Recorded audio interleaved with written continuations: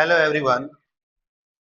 आज फिर एक इंफॉर्मेटिव वीडियो जिसमें एसएससी, सीडीएस, एनडीए, बैंकिंग में वन वर्ड सब्स्टिट्यूशन के जो स्टेटमेंट बार बार पूछे गए हैं उसका कलेक्शन लेकर के मैं आपके सामने आया हूं। इसमें हम लोग बात करेंगे पीपल डिनोटिंग स्टेटमेंट के बारे में। इट मीन्स ऐसे स्टेटमेंट जिसमें अलग अलग तरह के पर्सन और उनके नेचर के बारे में बात किया गया है और आपके वनडे एग्जाम में बार बार पूछा गया है। तो चलिए कौन कौन से स्टेटमेंट जो पीपल से रिलेटेड हैं, जो एग्जाम में पूछे गए हैं बार बार, उसको हम लोग इजी वे में कैसे कवर कर सकते हैं ताकि आज के बाद अगर ये सारे क्वेश्चंस, ये सारे स्टेटमेंट्स एग्जाम में पूछे जाएं तो बिल्कुल इजी लगे हम लोगों को, कहीं से वहां कोई प्रॉब्लम ना आए इसको समझने में। चलिए बिल्कुल इजी में समझने के लिए हम लोग इसको स्टार्ट करें।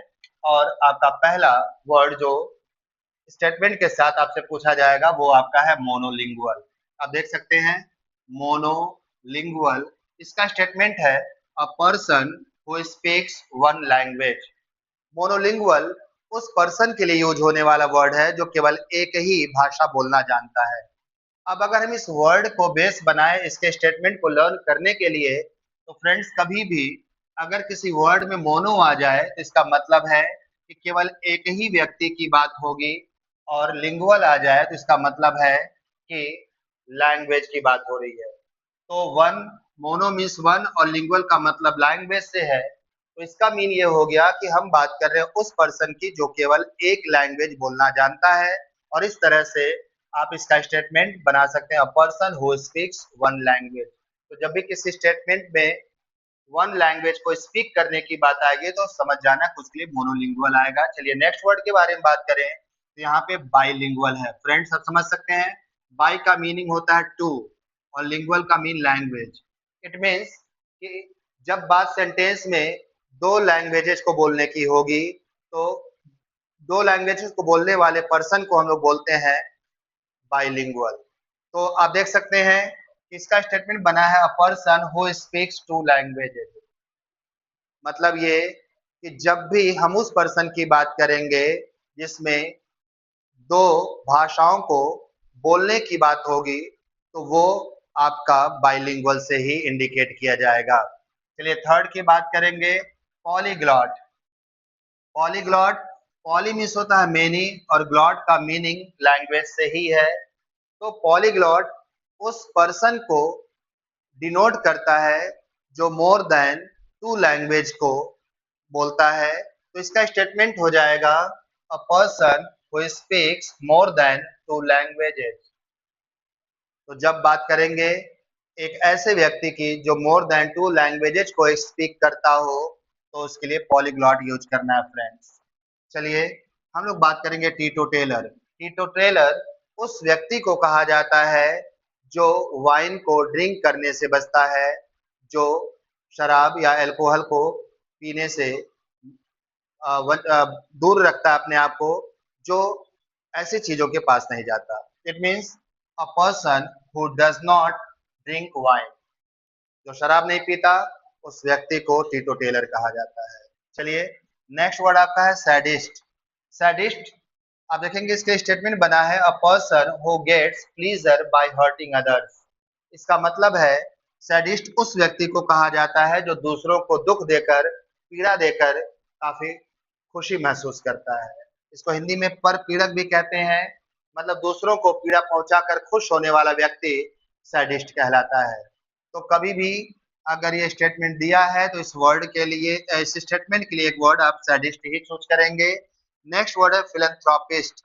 इसका स्टेटमेंट आप देख सकते हैं फिलैंथ्रोपिस्ट का, अ पर्सन हु लव्स मैनकाइंड। आप देखेंगे कभी भी किसी वर्ड के लास्ट में आईएसटी लगा हो तो इसका मतलब है कि उसके स्टेटमेंट में पर्सन की बात होगी। एंथ्रोप का मीन होता है मैनकाइंड जो कि सेंटेंस में आया हुआ है। फिलन का मीन होता है लव करना, सपोर्ट करना, किसी के फेवर में होना।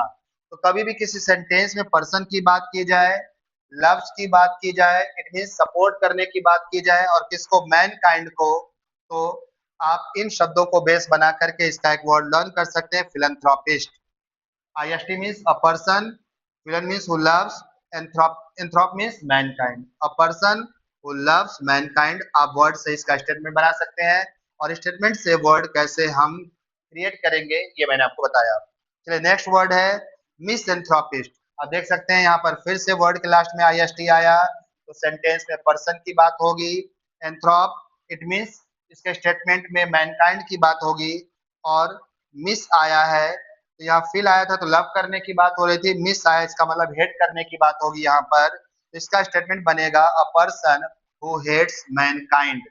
तो वर्ड से तो हम लोग स्टेटमेंट बना रहे हैं, लेकिन स्टेटमेंट के लिए वर्ड क्या होगा, इसको भी इजी वे में गेस करने के लिए हम लोग ये देखेंगे कि यदि स्टेटमेंट में मैनकाइंड आ रहा है, हेट्स आ रहा है, अ पर्सन आ रहा है, तो मैनकाइंड के लिए आप एंथ्रोप देखेंगे वर्ड में होना चाहिए।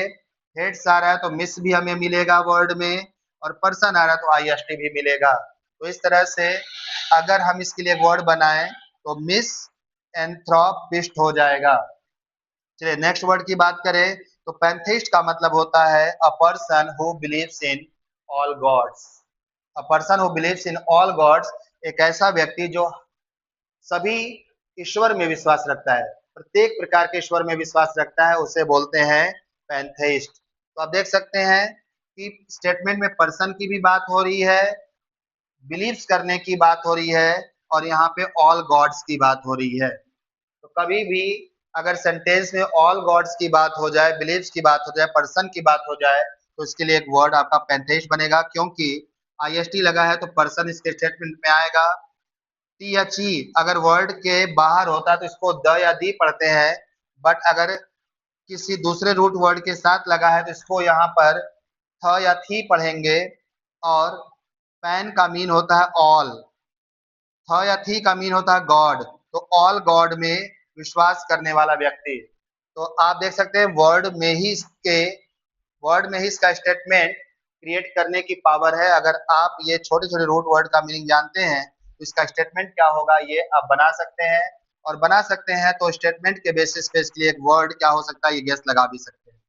सो पैंथेइस्ट उस व्यक्ति को कहा जाता है जो प्रत्येक ईश्वर में विश्वास रखता है, और इस तरह से इसका statement a person who believes in all gods बनता है। तो ये सभी स्टेटमेंट आपके एग्जाम में पूछा गया है, इसलिए सभी स्टेटमेंट एक एक करके आपके सामने मैंने डिस्कस किया इजी वे में।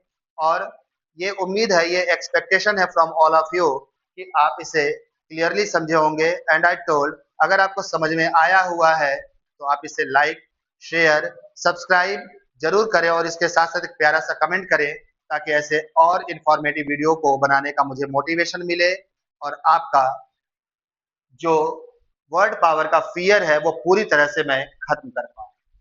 चलिए इसके साथ मिलते हैं आपसे अगले वीडियो में। उम्मीद है कि आप मुझे रिस्पांस देंगे। इसके लिए आपने इस वीडियो को ध्यान से यहाँ तक देखा, वेरी केयरफुली आपने इसे केयर किया, इसके लिए बहुत बहुत धन्यवाद। मिलते हैं नेक्स्ट वीडियो में। Thank you.